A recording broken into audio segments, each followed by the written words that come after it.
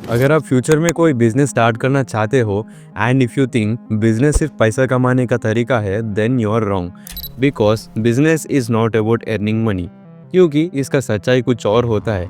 तो आज इस वीडियो में हम सीखेंगे what actually business is about, and अगर तुम उसको समझ जाते हो देन आप बिजनेस सिर्फ बैंक बैलेंस इंक्रीज करने के लिए नहीं, कुछ इम्पैक्ट क्रिएट करने के लिए करोगे। तो before going into the topic, let's talk about some examples.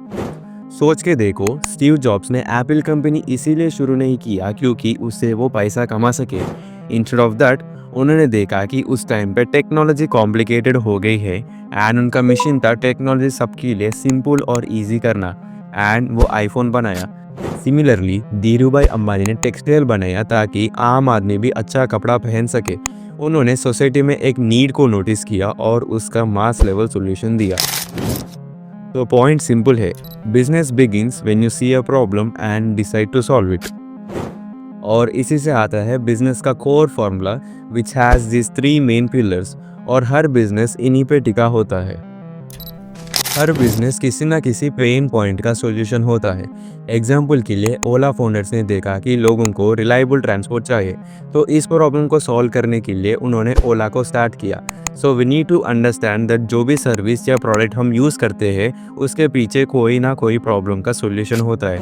और जब प्रॉब्लम क्लियर होता है then second pillar of the business comes into the picture which is called as value creation. आप किसी प्रॉब्लम का कितना अच्छा सॉल्यूशन देते हो जिससे कस्टमर की लाइफ बेटर हो जाता है और उनका टाइम सेव होता है, then it creates a value. तुम जितना ज़्यादा वैल्यू लोगों के लिए क्रिएट करेंगे, पैसा उतना ही नेचुरली फ्लो करेगा। तो हमें ये समझना चाहिए, value is the currency here. लेकिन ये सब तभी काम करेगा if you know the third pillar which is called as system. अब मान लो अगर आप एक लोकल सैंडविच स्टॉल चला रहे हो। शुरुआत में आप सब कुछ खुद कर रहे हो, जैसे कि ब्रेड लाना, वेजीज कट करना, सैंडविच बनाना, कस्टमर से बात करना और कैश लेना, और आपका बिजनेस एकदम स्मूथली चल रहा है। अब मान लो एक दिन आप बीमार पड़ गए हो तो स्टॉल बंद, और उस दिन आपका अर्निंग ज़ीरो होगा। पर अगर आपने एक सिस्टम बना दिया होता, जैसे कि एक बंदा जो हर सुबह फ्रेश सामान लाता हो, दूसरा जो सैंडविच बनाता है एग्जैक्टली वैसे ही जैसा आप बनाते हो, एक सिंपल बिलिंग ऐप रखना जो कैश और ऑनलाइन पेमेंट को ट्रैक करे, तो उस टाइम पे आपके इन्वॉल्वमेंट के बिना भी स्टॉल रन होता है। जब बिजनेस तुम्हारा बिना भी स्मूथली चल पाए, यही होता है system. Because system is like auto pilot for your business, जिससे आप काम को बार बार रिपीट कर सकते हो बिना आपके इन्वॉल्वमेंट के। और जब सिस्टम बन जाता है तभी बिजनेस स्केल करता है। तुम एक स्टॉल से दूसरे स्टॉल तक जा सकते हो क्योंकि हर जगह सेम प्रोसेस फॉलो होता है। So if you want to start a business, इन तीन पिलर्स को हमेशा याद रखना। इन शॉर्ट हमको ये याद रखना चाहिए, business is equal to problem solving plus value creation and plus system. एक महीने को सिर्फ 20,000 कमाने वाला बंदा जब 1 लाख का आईफोन खरीदता है तो सारी दुनिया उसको पागल बोलता है। पर वो पागल नहीं होता, क्योंकि उसके लिए वो फ़ोन एक लग्जरी नहीं, एक स्टेटमेंट होता है। उसे पता होता है कि जब वो फ़ोन उठाता है तो वो लोगों से कुछ कहता नहीं, ये दिखाता है मैं भी किसी से कम नहीं हूँ। और ज़्यादातर आईफोन खरीदने वाले लोगों के अंदर यही फीलिंग होता है। पर ऐसा क्यों? क्योंकि ये सारे ब्रांड्स अपने बिजनेस में एस्पिरेशनल ब्रांडिंग का स्ट्रैटेजी यूज़ करते हैं, जिससे एक नॉर्मल इंसान भी उनके कॉस्टली प्रोडक्ट्स को खरीदने के लिए रेडी होते हैं। तो आज इस वीडियो में हम सीखेंगे हाउ एस्पिरेशनल ब्रांडिंग वर्क्स, जिससे लोग इन ब्रांड्स के प्रोडक्ट्स के पीछे उतना पागल क्यों बन जाते हैं। मार्केट में जितने भी ब्रांड्स हैं वो सिर्फ प्रोडक्ट्स नहीं बेचते, वो आपके अंदर छुपे हुए इमोशंस को ट्रिगर करते हैं। वो कहते हैं कि तू जो बनना चाहते हैं हम उस जर्नी का हिस्सा है। एक बार सोच के देखो, आपने कभी एप्पल कंपनी को ये कहते हुए नहीं देखा होगा ये फ़ोन बेस्ट है एंड उनका फ़ोन खरीदो। इंस्टेड ऑफ दैट दे से थिंक डिफरेंट, क्योंकि उनके प्रोडक्ट्स एक यूनिकनेस को डिफाइन करते हैं।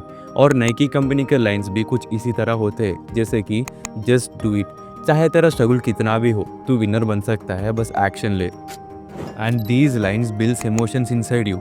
और जब आप वो ब्रांड यूज़ करते हो तो आप खुद को ये फील करते हो मैं वो इंसान बन सकता हूँ जिसको दुनिया रिस्पेक्ट करे, और ब्रांड्स इसी इमोशन पे गेम जीत जाते हैं। साइकोलॉजी सिंपल है, हर इंसान के अंदर एक फ्यूचर मी छुपा होता है, और जब कोई ब्रांड उस फीलिंग को देता है तो वो इंसान प्राइस को साइड में रखकर उस प्रोडक्ट से आने वाली फीलिंग को ज़्यादा इंपॉर्टेंस देता है। इसीलिए ब्रांड्स उस फीलिंग को अपने प्रोडक्ट से कनेक्ट करते हैं, जैसे कि एप्पल क्रिएटिविटी को बेचता है, नाइकी कॉन्फिडेंस को, रोलेक्स वॉच स्टेटस और पावर को बेचता है। सिमिलरली ये स्ट्रैटेजी तुम भी अपने बिजनेस में अप्लाई कर सकते हो। अब सोचो, अगर आप खुद एक ब्रांड हो, चाहे आप एक यूट्यूबर हो, फ्रीलांसर हो या फ्यूचर में एक बिजनेस स्टार्ट करने का सोच रहे हो, तो क्या आप सिर्फ एक प्रोडक्ट को सेल करोगे या एक ड्रीम को सेल करोगे?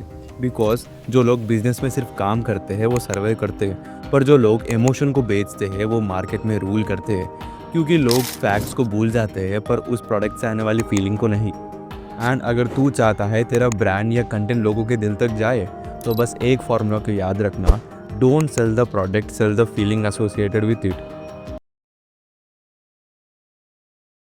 आप एक मॉल में गए और आपको उधर एक जैकेट पसंद आई। पहला प्राइस टैग देखा तो उसके ऊपर लिखा है 8,000 की है। थोड़ा शॉक लगा, लेकिन तुरंत ही आपको एक स्टिकर दिखा, फ्लैट 50% ऑफ, और अब वही जैकेट आपको 4,000 में मिल रही थी। आप खुश हो गए और बिना ज़्यादा सोचे परचेज कर लिया, क्योंकि आपको लगा कि आपने 4,000 बचा लिया। अब सोचिए, अगर आपको सिर्फ 4,000 का टैग दिखाया जाता बिना पहले वाले 8,000 के, तो क्या आप इतना ही एक्साइटेड होते? यही है वो पॉइंट जहाँ से सब कुछ शुरू होता है। आपको लगता है कि आपने एक लॉजिकल डिसीजन लिया, लेकिन असल में आपके डिसीजन की डायरेक्शन पहले ही सेट हुआ होता है। इस इनविजिबल मेंटल ट्रिक का नाम है एंकरिंग इफेक्ट। तो आज इस वीडियो में हम एंकरिंग इफेक्ट के बारे में सीखेंगे, जो बिजनेस में एक मेजर रोल प्ले करता है।